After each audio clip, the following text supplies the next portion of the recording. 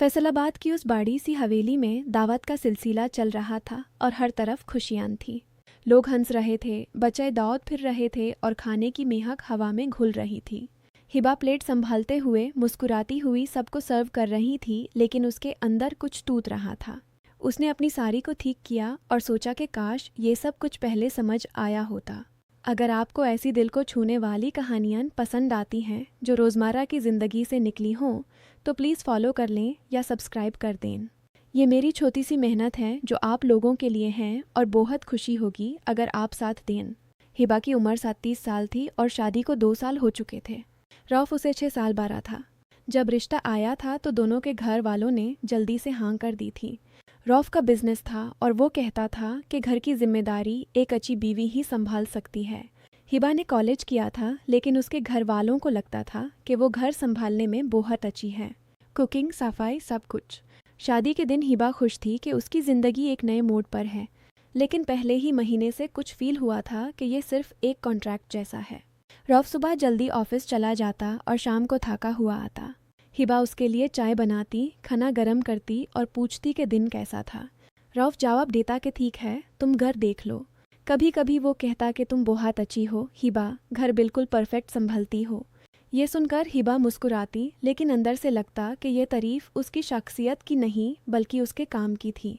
रऊफ कभी उसके सपनों के बारे में नहीं पूछता था, कभी उसके कॉलेज के दिनों की बात नहीं करता था। सिर्फ ये कहता कि अब घर है तो घर ही देखो। पहले महीने में हिबा ने सोचा था कि शायद वक्त लगेगा। नया घर, नया शहर, नया रिश्ता। फैसलाबाद की गर्मियों में वो सुबह जल्दी उठकर नाश्ता बनाती, रऊफ के कपड़े सेट करती और फिर अपने दिन की रूटीन शुरू करती। घर की सफाई, बाजार से सामान, रात को खाना।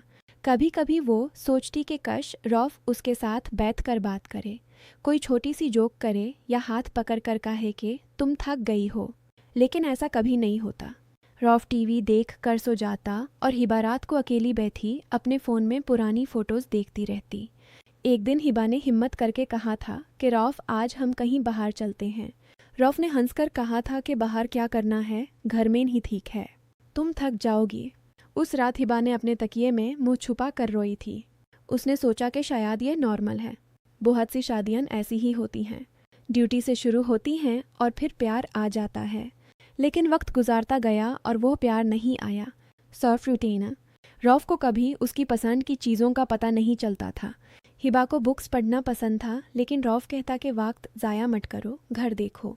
2 साल में हिबा ने सब कुछ संभाला था। रऊफ की अम्मी जब बीमार होती तो हिबा रात भर उनके पास बैठती। घर के सारे मेहमान उसके हाथों का खाना तारीफ करते। रऊफ के दोस्त आते तो वो कहता कि मेरी बीवी बहुत रिस्पॉन्सिबल है। हिबा ये सुनकर खुश होती, लेकिन फिर सोचती कि रिस्पॉन्सिबल होने से क्या वो सिर्फ एक मशीन है जो घर चलाती है। उसके दिल में एक खालीपन बढ़ता जा रहा था। कभी कभी वो अपने माँ बाप को फ़ोन करके बात करती तो उनको कुछ नहीं बताती, सिर्फ कहती कि सब ठीक है। आज की दावत रऊफ के चचा के घर थी। पूरा फैमिली इकट्ठा था। कोई शादी की बात कर रहा था तो कोई बच्चों की। हिबा ने अपना काम किया, चाय की ट्रे उठाए, मिठाई प्लेट की और हर जगह मुस्कुराती रही। रऊफ अपने कज़न्स के साथ बैठा था। उनके बीच पुरानी यादें ताज़ी हो रही थीं। हिबा दौर से सुन रही थी, लेकिन उसका दिल वहाँ नहीं था। तभी एक कज़न ने रऊफ से कहा, याद है रऊफ, जब तुम रिश्ता देखने गए थे तो कह रहे थे कि हिबा लड़की घर संभालने के लिए परफेक्ट है। उसकी कुकिंग देखी और तुरंत हाँ कर दी। कहा था कि पर्सनैलिटी तो बाद में एडजस्ट हो जाएगी, पहले तो घर की जिम्मेदारियां देखो। सब हंस पड़े। एक अंकल ने कहा, हाँ बेटा, ऐसी लड़कियां ही घर को संवार देती हैं। लव तो वक्त के साथ हो जाता है ना। वो लीने हिबा के कान में घुस गई जैसे कोई तेज छुरी। उसने ट्रे को टाइटली पकड़ा और मुस्कुराहट को चेहरे पर कायम रखा, लेकिन अंदर से सब कुछ टूट रहा था।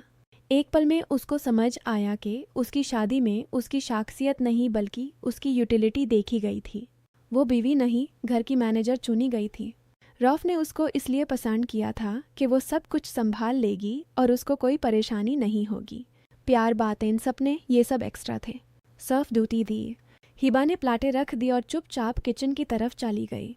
वहाँ उसने पानी पिया और अपने आप से पूछा कि ये सच है क्या। उसने याद किया शादी से पहले वाले दिन। रऊफ आया था घर देखने। उसने हिबा से सिर्फ इतना पूछा था कि तुम घर का काम कर सकती हो ना। हिबा ने हाँ कहा था क्योंकि उसको लगा था कि ये नॉर्मल सवाल है। अब सब कुछ क्लियर हो गया था। उसके दिल में डार था लेकिन गुस्सा नहीं, सिर्फ एक गहरा सैडनेस थी। वो जानती थी कि अब कुछ नहीं बदल सकता। दावत ख़त्म होने तक हिबा ने अपना काम किया। रौफ से बात नहीं की। घर आते वक्त कर में दोनों चुप थे। रौफ ने कहा कि आज बहुत मज़ा आया ना। हिबा ने सिर्फ हान कहा। घर पहुंचकर उसने कपड़े बदले और रात को बिस्तर पर लेट गई। रौफ याल्दी जो गाया। हिबा ने छठ को देखते हुए सोचा कि 2 साल उसने अपने आप को खोया था। उसने अपने सपने छोड़ दिए थे। उसने खुद को सिर्फ एक ड्यूटी समझ लिया था। अब इनफ दा। सुबह जब रौफ उठा तो हिबा ने नाश्ता टेबल पर रख दिया था। उसने कामली कहा, रौफ बैठो, मुझे कुछ बात करनी है। रौफ ने चाय पी और पूछा कि क्या बात है। हिबा ने उसकी आंखों में देखा और कहा, कल दावत में जो बात हुई थी उसने मुझे सब कुछ समझा दिया। तुमने मुझे बीवी नहीं, घर संभालने वाली लड़की समझ कर चुना था। मेरी पर्सनालिटी, मेरी फीलिंग्स कुछ नहीं मैटर करता था, सिर्फ यूटिलिटी थी। रौफ ने हैरान होकर कहा, हिबा ये क्या कह रही हो? हमारी शादी तो ठीक चल रही है ना, तुम सब कुछ संभलती हो। हिबा ने मुस्कुराते हुए कहा, हाँ मैं सब कुछ संभालती थी इसलिए तो, लेकिन मैं इंसान हूँ रौफ। मुझे प्यार चाहिए था, बातें चाहिए थीं, मेरी बात सुनी जाए। तुमने कभी नहीं किया। मैं अब और नहीं रह सकती, मैं अलग हो जाना चाहती हूँ। रौफ ने कोशिश की समझाने की कि यह सब नॉर्मल है, वक्त लगेगा, लेकिन हिबा ने अपना सूटकेस निकाल लिया था। उसने अपने कपड़े पैक किए। रौफ ने पूछा कि कहाँ जाओगी? हिबा ने कहा, मेरे वालिद के पास, मैं उनको सब बता दूंगी। कोई झगड़ा नहीं, कोई ड्रामा नहीं, सिर्फ ये कि मैं अपनी इज्जत के साथ जा रही हूँ। रौफ चुप हो गया। उसने देखा कि हिबा की आंखों में आंसू नहीं थे, सिर्फ एक मजबूती थी। हिबा ने घर की चाबी टेबल पर रख दी। उसने लास्ट टाइम किचन की तरफ देखा जहाँ उसने हर रोज़ खाना बनाया था। फिर वो दरवाजे की तरफ बढ़ी। रौफ ने कहा कि सोचो फिर से। हिबा ने पलट कर देखा और कहा, मैं सोच चुकी हूँ। 2 साल में मैंने बहुत सोचा है, अब सिर्फ जाने का वक्त है। तुम अपना घर संभालो, मैंने अपनी ज़िंदगी। बहुत धूप थी बाहर। हिबा ने ऑटो लिया और अपने माँ बाप के घर की तरफ चली गई। रास्ते में उसने विंडो से बाहर देखा। फैसलाबाद की गलियां, वो पुरानी दुकानें, सब कुछ जैसे पहले था, लेकिन अब वो खुद अलग थी। उसके दिल में दर्द था, लेकिन साथ ही एक आज़ादी का एहसास था। वो जानती थी कि उसने गलत रिश्ते में वक्त ज़ाया किया था, लेकिन अब वो खुद को वापस पा रही थी। घर पहुंचकर उसने माँ को सब बता दिया। माँ ने उसके सर पर हाथ फेरा और कहा कि बेटा सही किया। हिबा ने अपना कमरा ठीक किया और बिस्तर पर लेट गई। उस रात उसने पहली बार इतनी गहरी नींद ली। सुबह उठकर उसने सोचा कि अब नई शुरुआत होगी। वो जॉब ढूंढेगी, अपने सपने पूरे करेगी।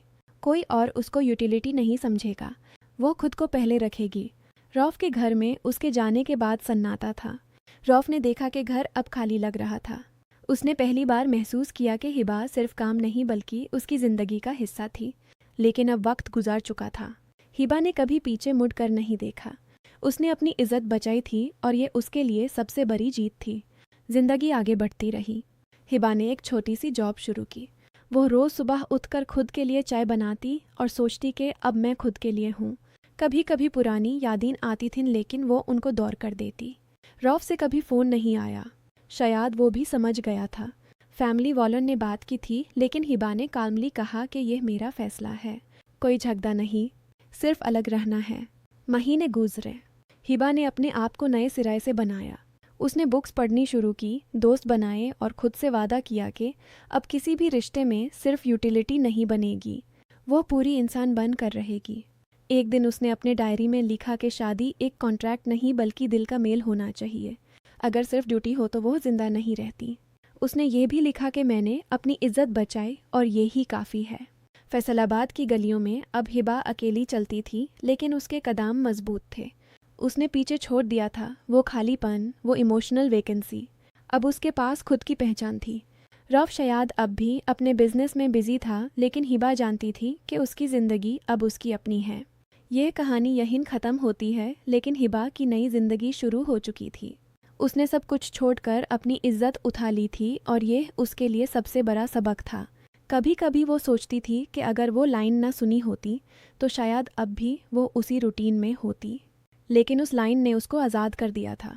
अब वो खुश थी, न कोई ड्यूटी न कोई वैकेंसी, सिर्फ खुद, और ये ही उसकी जीत थी।